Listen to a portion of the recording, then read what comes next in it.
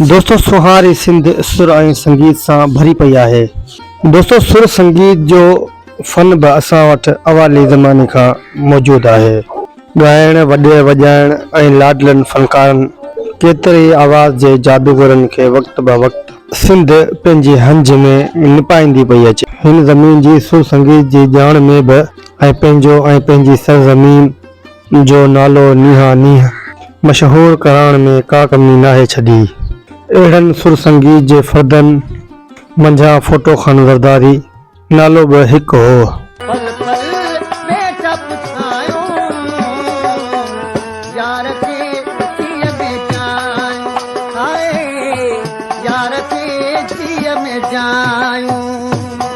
दोस्तों सिंध जे चोटी जे फनकारनि में उस्ताद फोटे ख़ान ज़रदारी जो नालो शुमार थिए थो। फोटे ख़ान ज़रदारी जे नंढपण खां ॻाइण लाइ दिलि पई हुदमा खाईंदी हुई।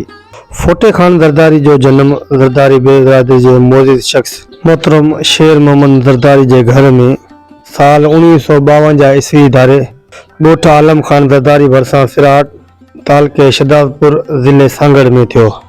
दोस्तों संदसि वालिदैन तमामु घणा मिस्कीन हूंदा हुआ, जंहिं सबबु करे हुन सुरीले फनकार नाहे मुंहिंजा यार जानी तुंहिंजो हुकुम खपे, तोसां लिखो नाहे मुंहिंजा यार जानी तुंहिंजो हुकुम खपे, हुकुम खपे, हुकुम खपे, हुकुम। दोस्तों जे सबब संदसि तालीम ऐं तरबियत सुठी न थी सघी ऐं संदसि वालिद वधीक पढ़ाए न सघियो, सिर्फ़ 5 दर्जा सिंधी पढ़ाए सघियो गुरबत सबब। पोइ दोस्तों फोटो ख़ान ज़रदारी साहब पंहिंजी पढ़ाई छॾे करे ऐं ॻाइण जी कृत में लॻी वियो।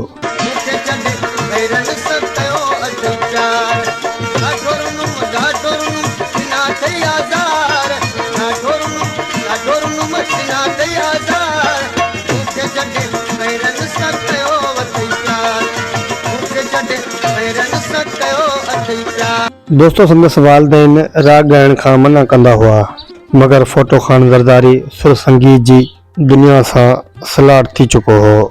सिंध जे फनकार में उस्ताद मिसरी फ़कीर वॾो नालो हूंदो हो। दोस्तों उस्ताद फोटे ज़रदारी खे उस्ताद मिसरी फ़कीर जो ॻाइणु एतिरो त पसंदि हो, जिथे बि उस्ताद मिसरी फ़कीर ॻाईंदो हो त फोटो ख़ान ज़रदारी भर में अची वेही रहंदो हो। दोस्तों पोइ फोटो ख़ान ज़रदारी उस्ताद मिसरी फ़कीर जो तमामु घणो मदह हूंदो हो। उहो सदाईं उस्ताद मिसरी फ़कीर जा गाना कलाम जुगारींदो रहंदो हो। बाद में मशहूरु फनकार अब्द अली गोरे खां पंहिंजी ॻाइण जी तरबियत वरिताई।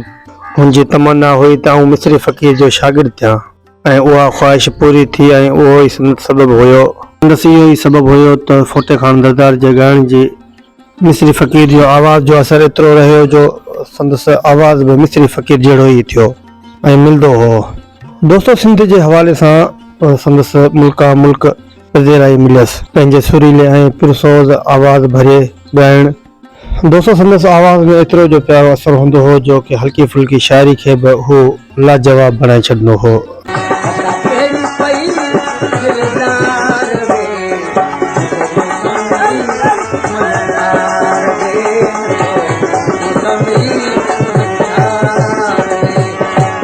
ऐं संदसि एतिरे आवाज़ में मिठास हुअसि जो हल्की फुल्की बि शाइरी हूंदी हुनखे तमामु घणो लाजवाब करे अहिड़ो महफ़िल खे मचाए छॾंदो हो। दोस्तों कॾहिं फोटो ख़ान ज़रदारी धारियुनि धुननि में न ॻाईंदो हो, देसी धुननि में लाजवाब ॻाइण जो धुन हुयसि, देसी धुननि में ॻाइण जो लाजवाब फन हुयसि।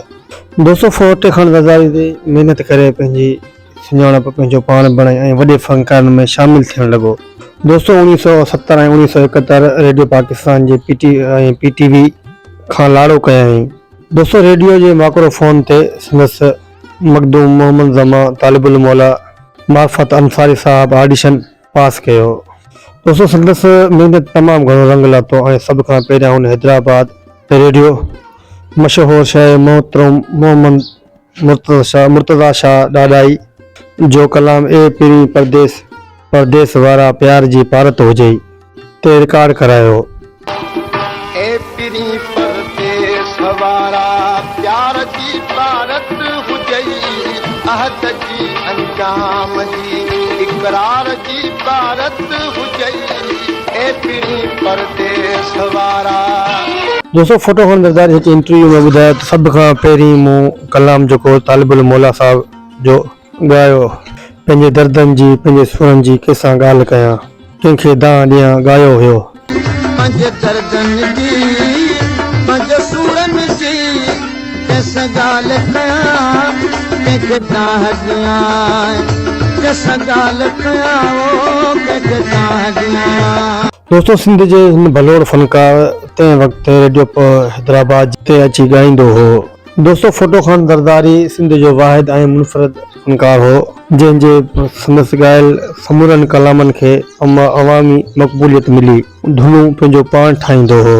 इन वसीले बि तमामु घणी पज़ीराई मिलियसि ऐं संदसि मखदूम तालिबुल मौला जो घणो तणो कलाम यादि हूंदो हुअसि। बाला पे परबाब आहे जित हुज्जत सां न सबूरनि जी जित हुज्जत सां न सबूरनि जी कंहिंसां ॻाल्हि कयां कंहिंखे दां ॾियां कंहिंसां ॻाल्हि कयां। ऐं संदसि तालिबुल मौला जा तमामु घणा गाना ॻाई ऐं संदसि फोटो ज़रदारी खान साहिब जो साईं तालिबुल मौला सां तमामु घणो नातो हूंदो हो ऐं पीरी मुरीदी जो सॻो संदसि राणीपुर शहर पीरी मुरीदी जो सॻो संदसि पीर अब्दुल कादिर शाह जिलानी जो वरिताई। दोस्तों संदसि सॼी सिंध में थींदड़ सरकारी तौरु ख़ानगी महफ़िलुनि में तमामु घणो दाद हासिलु कयो ऐं हुन खां अलावा मेलनि मलाखड़नि में ऐं ख़ासि करे शाह अब्दुल लतीफ़ शाह पिटाई लाल कलंदर शहबाज रहमतुल्लाह अलैहि जे ॻाए ऐं पज़ीराई तमामु घणी हासिलु कयाई। दोस्तों संदसि आवाज़ में सवे कैस्टूं जेके आहे मुख़्तलिफ़ ऑडियो कैसेट कंपनियुनि सां रिलीज़ थियल आहिनि।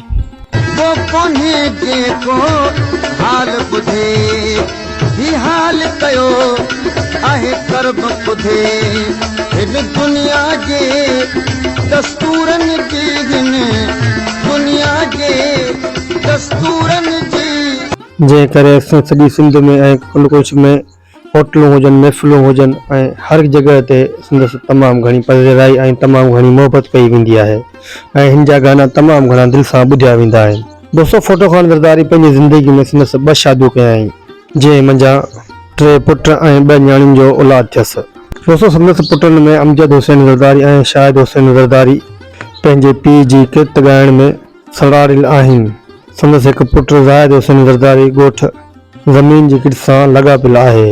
सिंध जी सुहाणी जो अवामी भलोड़ ऐं मशहूरु फनकार ज़िंदगी जो 44 बहारूं ऐं 2 महीना 1994 सूमर जे ॾींहुं संदसि वफ़ात करे वियो। तुर्बत संदसि ॻोठ आलम खान ज़रदारी जे कब्रस्तान रमाशाह में मौजूदु आहे। दोस्तों फोटे खान ज़रदारी जा मशहूरु ॻायल कलाम जिन खे तमामु घणी शोहरत मिली उन्हनि मां हिकु कलाम आहे कंहिं सांवलणी जो ख़्वाब आहियां। दोस्तों इहो जेको आहे अज़ीम फनकार हाणे असांजे विच में न आहे रहियो।